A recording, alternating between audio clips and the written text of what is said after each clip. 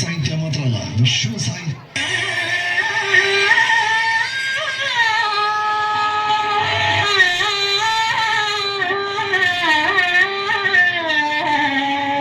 ದಿವ್ಯ ಚೇತನ ಒಂದು ನಮ್ಮ ಕಲ್ಯಾಣದತ್ತ ಬರುತ್ತಿದೆ. ಬಸವಣ್ಣ, ನೇರವಾಗಿ ಆಕೆಯನ್ನು ಇಲ್ಲಿಗೆ ಕರೆತನ್ನಿ. ಆಗಲಿ ಪ್ರಭು.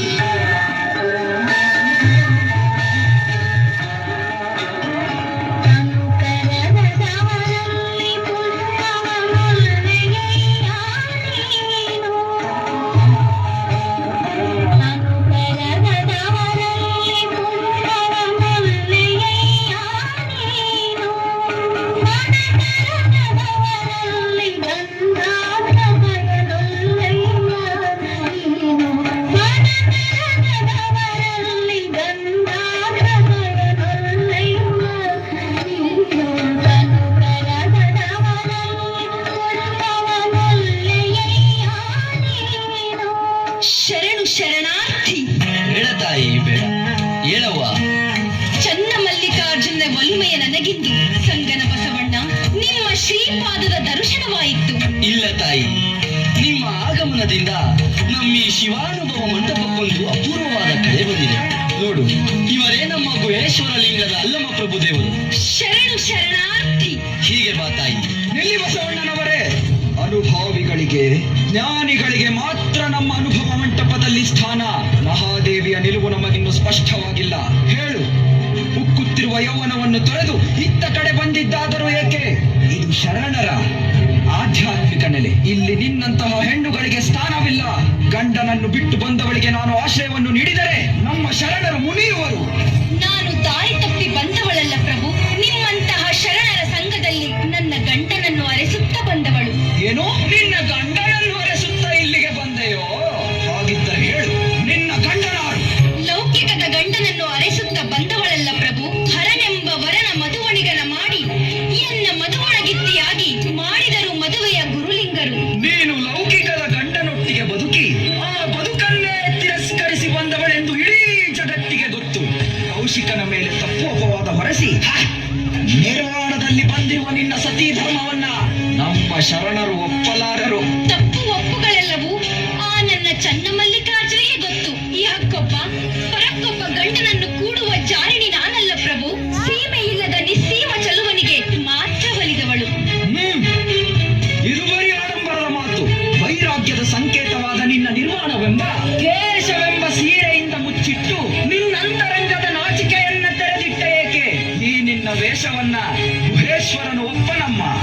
ಕಾಮದ ಮುದ್ರೆಯ ಕಂಡು ನಿಮಗೆ ನೋವಾಗದಿರಲೆಂದು ಆ ಭಾವದಿಂದ ಮುಚ್ಚಿದೆನು ವಿನಃ ನನ್ನಂತರಂಗದ ಮರೆ ಮಾಡಲೆಂದಲ್ಲ ಪ್ರಭುವೇ.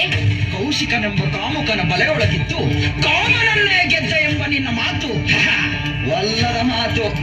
ಏನೆಂಬೆ ಅವ್ವ? ಕೆಂಡದ ಮೇಲಿರುವ ಶವಕ್ಕೆ ತನ್ನ ಶರೀರದ ನೆನಪಾಗುವುದೇ?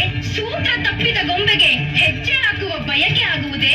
ಬೆಂದು ಹೋದ ದಾರ ಮತ್ತೊಮ್ಮೆ ಹಗ್ಗವಾಗಬಲ್ಲದೆ? ಚನ್ನಮಲ್ಲಿಕಾರ್ಜುನನಿಗೆ ಅರ್ಪಿಸಿಕೊಂಡ ಈ ಶರೀರಕ್ಕೆ ಕಾಮದ ನೆರಳು ಬೀಳಲು ಸಾಧ್ಯವೇ? ದೇಹ ಇಂದ್ರಿಯವೆಂಬ ಜಾತಿ ಸೂತಕವಿರಲು ಆ ಚನ್ನಮಲ್ಲಿಕಾರ್ಜುನನಿಗೆ ಒಲಿದ ಎಂಬ ಮಾತು ಗುಹೇಶ್ವರನು ಒಪ್ಪನಮ್ಮ.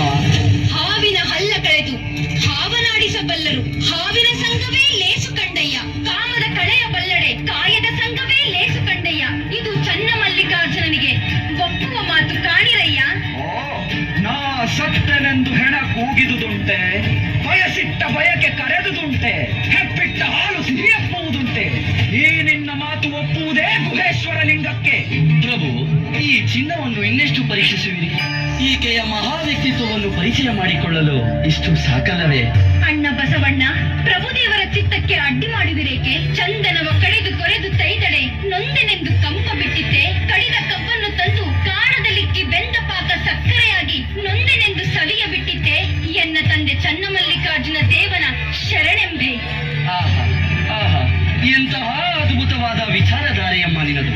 ಶರಣರೇ, ನೋಡಿದಿರಾ ನಮ್ಮ ಮಹಾದೇವಿ ತಾಯಿಯ ಘನ ವ್ಯಕ್ತಿತ್ವವನ್ನು? ದಿಗಂಬರಳಾಗಿ ನಿಂತಿದ್ದರೂ ಕಿಂಚಿತ್ತೂ ಕೂಡ ವಿಕೃತ ಭಾವನೆಗಳನ್ನು ಮೂಡಿಸದೆ ಶಿವಯೋಗದಲ್ಲೇ ಬೆರೆತು ತನ್ನ ಹಿಂತನವನ್ನು ಉಳಿಸಿಕೊಂಡ ಮಹಾದೇವಿ ತಾಯಿಯನ್ನು ಶರಣರಿಗೆ ಈಗ ತೃಪ್ತಿಯಾಯಿತೆ.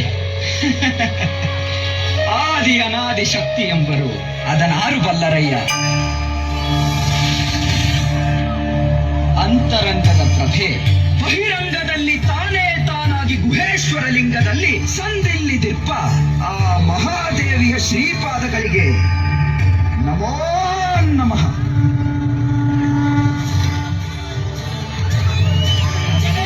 ಬಸವಣ್ಣ, ನಮಗಿಂದು ಮಹದಾನಂದವಾಗಿದೆ.